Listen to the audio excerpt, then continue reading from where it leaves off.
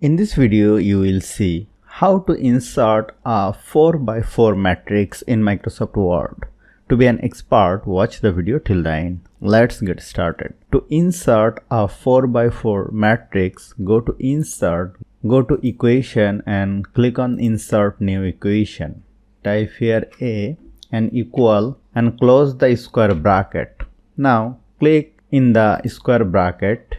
Go to Equation, go to Matrix and select a 3x3 matrix. Now click on outside of the bracket and press the space button. Then it will be bigger. Now click on over here, click on right button, go to Insert. If you need another row, just click on Insert Row before and again click on right button, go to Insert and click on Insert Column before. Then it will be a 4x4 matrix. If you want more rows and columns, you can easily add it like this. So hope you found this video helpful. If you like this video, please share this video with your friends and family and don't forget to subscribe. Thank you.